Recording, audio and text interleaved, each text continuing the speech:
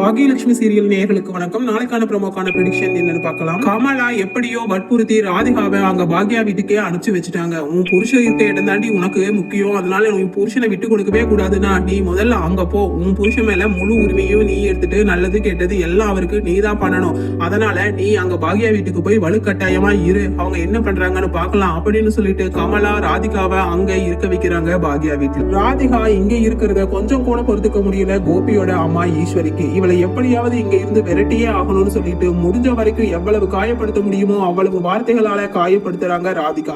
ஆனா ராதிகாவும் அம்மா கமலா சொல்லி கொடுத்த பேச்சை கேட்டுட்டு இங்க இருந்து நகரக்கூடாது, என்ன ஆனாலும் அப்படின்னு சொல்லிட்டு அங்க பாக்யா வீட்லயே தான் இருக்காங்க. ஒரு கட்டத்துல எல்லாருமே ராதிகாவை டாமினேட் பண்ண ஆரம்பிக்கிறாங்க, கோபி உட்பட. கோபி வார்த்தைக்கு ஒரு முறை பாக்யா பாக்யான்னு பாக்யாவோட பெருமையும் அவரோட பசங்க இனியா, செழியன், செழில், அம்மா ஈஸ்வரி அப்படின்னு அவங்களோட பெருமையே ராதிகா கிட்ட அவங்க வீட்டுல உட்காந்துட்டே பேசுறாரு. இதையெல்லாம் சகிச்சுக்கவே முடியாத ராதிகா என்ன பண்றதுன்னே தெரியாம, சரி ஆனா நம்ம விட்டுட்டு போகவே கூடாது, இவரை இப்படி விட்டுட்டு போயிட்டோம்னா அப்புறம் முழுசா அவங்களுக்கு மட்டுமே சொந்தமானவர் ஆகிடுவாரு அப்படின்னு சொல்லிட்டு அங்கேயே இருக்காங்க ராதிகா. ஆனா ஈஸ்வரி விடுறதாவே இல்ல. இவ எத்தனை நாள் இங்க இருந்துருவான்னு பாத்துடலாம், இவளை எப்படியாவது இங்க இருந்து துரத்தியே ஆகணும் அப்படின்னு சொல்லிட்டு செழியன் இனியாவையும் கூட்டணி சேர்த்திட்டு ராதிகாவை எவ்வளவு காயப்படுத்த முடியுமோ காயப்படுத்துறாங்க. இதுல எல்லாம் மன வேதனை அடைஞ்ச ராதிகா அவங்க அம்மா கமலாக்கு போன் பண்ணி இங்க தனக்கு நடக்கிற டார்ச்சர் எல்லாத்தையுமே போன்ல சொல்றாங்க. இந்த ஈஸ்வரி அம்மா கிட்ட யாருமே மிஞ்ச முடியாதுமா, என்ன போட்டு ரொம்ப டார்ச்சர் பண்றாங்க. அது மட்டும் இல்லாம உங்க மாப்பிள்ளைக்கே என் மேல பாசம் அன்பு இதெல்லாம் எதுவுமே இல்லமா, நான் பேசாம அங்கேயே வந்துடுறேன், மயூரி கூட நான் பேசாம தனியாவே இருந்துக்கிறேன். எனக்கு என்னமோ உங்க மாப்பிள்ளை திரும்பவும் அங்க வருவாருன்னு நம்பிக்கையே இல்ல. இங்க அவர் பசங்க, அவர் மனைவி பாக்யா, அவங்க அம்மா ஈஸ்வரின்னு அவர் ஒன்னா இருக்கிறதுக்கு தான் விரும்புறாரு. அது மட்டும் இல்லாம என்ன ஒரு மனுஷியா கூட பொருட்டா நினைக்கிறதே இல்ல அப்படின்னு சொல்லிட்டு ராதிகா புலம்புறதை கேட்ட கமலா, என்னடி ராதிகா இது ஒரே அநியாயமா இருக்கு, உன் புருஷனை அங்க டிஸ்சார்ஜ் பண்ணி கூட்டிட்டு போனது இல்லாம எப்படியோ அனுசரிச்சு நீ அங்க போய் உன் புருஷன் கூட இருக்கலாம்னு சொல்லி போனவளை இவ்வளவு டார்ச்சர் பண்ணனா நீ தான் என்ன பண்ண முடியும், அதனால இதுக்கு ஒரு முடிவு கட்டியே ஆகணும், இரு நான் வர்றேன். அது மட்டும் இல்லாம அங்க பாக்யாக்கு அவர் மேல என்ன உரிமை இருக்கு, முழு உரிமையும் பொண்டாட்டிங்கிற உரிமை உன் கழுத்துல தாலி கட்டி உனக்கு தான் கொடுத்திருக்காரு. அப்படி இருக்கும்போது நீ ஏன் அங்க போய் வேலைக்காரியாட்ட அங்க இருக்கணும், பேசாம இரு, இன்னைக்கு நான் ஒரு வேலை பண்றேன், இந்த வேலைக்கு அப்புறம் மாப்பிள்ளை தன்னால நம்ம வீட்டுக்கு வர்றாரு பாரு.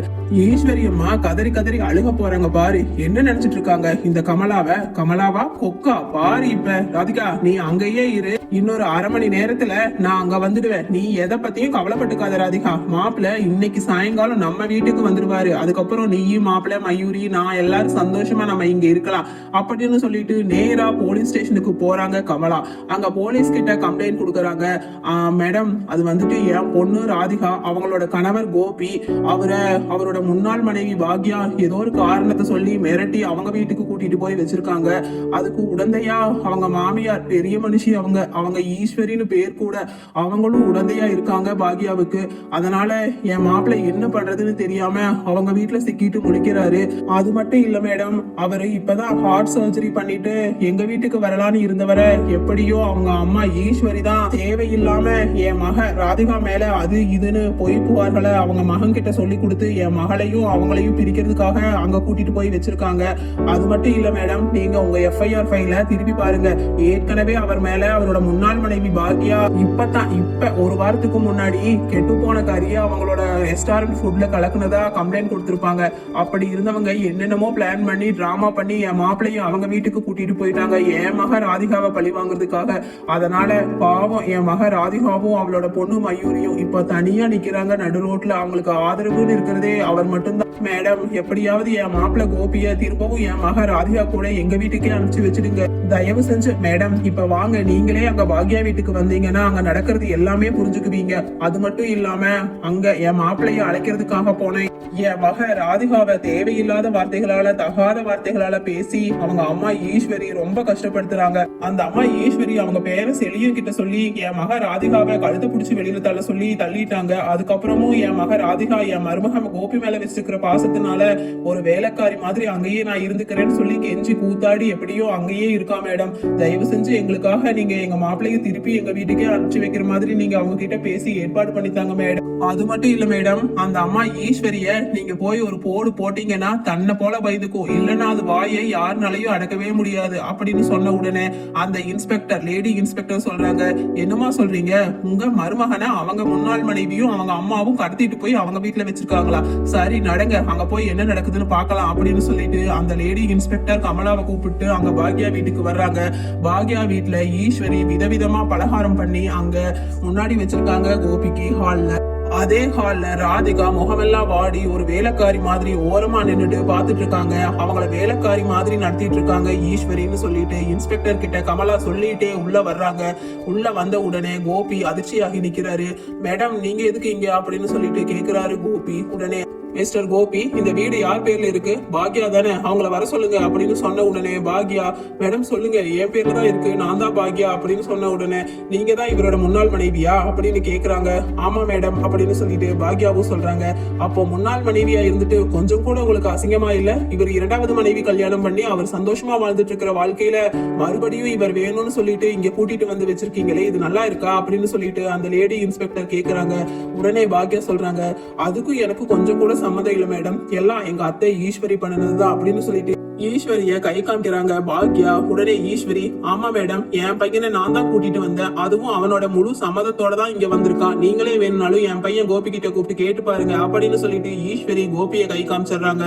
கோபி கிட்ட வர லேடி இன்ஸ்பெக்டர், என்ன மிஸ்டர், உங்க ஒய்ஃப் அங்க இருக்காங்க, உங்க வீடு உங்க குழந்தை எல்லாம் அங்க இருக்கு, நீங்க தான் இவங்களை டிவோர்ஸ் பண்ணிட்டீங்களே, மறுபடியும் எப்படி என்ன உறவோட இங்க வந்து உட்கார்ந்துட்டு இருக்கீங்க? அப்படியாவே இருந்தாலும் நீங்க உங்களோட இரண்டாவது மனைவிக்கு பதில் சொல்லிட்டு தானே இங்க வரணும், என்ன இது நியாயம் அப்படின்னு சொல்லிட்டு இன்ஸ்பெக்டர் கேக்குறாங்க. உடனே கோபி கொஞ்சம் கூட வெக்கமே இல்லாம சொல்றாரு, மேடம், அது வந்து எனக்கு என் மனைவி, முன்னாள் மனைவின்னு சொல்றீங்களே, அவங்கதான் பாக்யா கூட இருக்கணும்னு ஆசையா இருந்துச்சு, அதனாலதான் இங்க வந்துட்டேன் அப்படின்னு சொல்லும் பொழுது இன்ஸ்பெக்டர் கிளின்னு கிளிக்க ஆரம்பிக்கிறாரு. ஏயா, உனக்கு கொஞ்சம் கூட வெக்கமா இல்ல? முதல்ல ஒரு பொண்டாட்டி கட்டி 3 குழந்தை பெற்றதுக்கு அப்புறம் இன்னொருத்தி வேணும்னு சொல்லிட்டு தானே 2வது கல்யாணம் பண்ணுனேன், இப்ப அவ வேண்டான்னு சொல்லிட்டு கொஞ்ச நாள் வெறுத்ததுக்கு அப்புறம் இங்க வர ஆரம்பிச்சிட்டியா? இது அசிங்கமா இல்ல அப்படின்னு சொல்லிட்டு கேக்குறாங்க கோபியை பார்த்து. நீ எல்லாம் ஒரு மனுஷனாயா? சூடு சொரணை கொஞ்சமாவது இருக்கிறவன் இந்த மாதிரி பதில் சொல்லுவானா? உன்னை எல்லாம் லாக்அப்ல வச்சு 4 தட்டு தட்டணும் அப்படின்னு சொல்லிட்டு லேடி இன்ஸ்பெக்டர் சத்தமா பேசின உடனே கோபி சொல்றாரு, மேடம் தயவு செஞ்சு கொஞ்சம் பொறுமையா பேசுங்க, நான் இங்க சொசைட்டில ஒரு பெரிய பிசினஸ் மேன் அப்படின்னு சொன்ன உடனே, என்னையா நீ பெரிய பிசினஸ் மேன்? உன்னோட ஜெனரலா குடும்ப வாழ்க்கையில நீ ஒழுக்கமா இல்லாதவன், நீங்க என்னதான் பெரிய பிசினஸ் மேனா இருந்தா எனக்கு என்ன அப்படின்னு சொல்லிட்டு லேடி இன்ஸ்பெக்டர் சொல்றாங்க. அது மட்டும் இல்லையா, உங்களோட செகண்ட் வைஃப் ஸ்ட்ராங்கா சொல்றாங்க இவங்க கடத்திட்டு வந்திருக்காங்க உன்னை அப்படின்னு, உண்மையா அப்படின்னு கேட்ட உடனே கோபி சொல்றாரு, இல்ல மேடம், பாக்யா மேல எந்த தப்பும் இல்ல, அவ கடத்தவெல்லாம் இல்ல, நான் தான் இங்க விரும்பி வந்திருக்கேன் அப்படின்னு சொன்ன உடனே ஈஸ்வரி சொல்றாங்க இன்ஸ்பெக்டர் கிட்ட, போதுமா மேடம், இப்ப திருப்தியா உங்களுக்கு? என் பையனே அவன் வாயால சொல்லிட்டான்னு சொன்ன உடனே மறுபடியும் ஈஸ்வரியை கிளிக்க ஆரம்பிக்கிறாங்க இன்ஸ்பெக்டர். என்னமா உன் பையன் இஷ்டத்துக்கு ஒருத்தைய கல்யாணம் பண்ணுவான், பாதியில விட்டுட்டு வேற ஒருத்தைய கல்யாணம் பண்ணுவான், இப்ப மறுபடியும் அந்த பொண்ணை விட்டுட்டு இங்க திரும்ப வருவானா? அவனுக்கு நீ வக்காலத்து வாங்கறதுக்கு வந்துட்ட, என்னமா பொம்பளை நீ? இப்படி இருக்கிற பசங்களை எல்லாம் தூக்கி தூக்கி வச்சு கெடுக்கிறதே இந்த மாதிரி அம்மாங்க தான். முதல்ல உன்னை லாக்கப்ல தள்ளி தட்டு தட்டணும்னு நினைக்கிறேன், அப்பதான் நீ சரிப்படுவ அப்படின்னு சொல்லிட்டு ஈஸ்வரியா அடிக்க போற மாதிரி போறாங்க லேடி இன்ஸ்பெக்டர். சரி, இதுக்கு நான் ஒரே ஒரு சொல்யூஷன் சொல்றேன், இந்த ஆளை இப்பவே மூட்டை முடிச்சு எல்லாம் கட்டிட்டு இங்க இருந்து கிளம்பி அங்க போக சொல்லுங்க ராதிகா வீட்டுக்கு. அப்படி மிஸ்டர் கோபி நீங்க போகலன்னா இந்த வீட்டோட உரிமையாளர் பாக்யா உள்ள லாக்கப்ல இருக்க வேண்டியது இருக்கும். என்ன பாக்யா, கழித்தீங்க ஆசையா அப்படின்னு சொல்லிட்டு அந்த லேடி இன்ஸ்பெக்டர் பாக்யா பார்த்து கேட்ட உடனே பாக்யா பேசுறாங்க, மேடம் 1 செகண்ட் இருங்க, இப்ப தன்னால இந்த பிரச்சனைக்கு எல்லாம் சால்வ் ஆயிடும் அப்படின்னு சொல்லிட்டு, மிஸ்டர் கோபி நீங்க உங்களோட மனைவி ராதிகா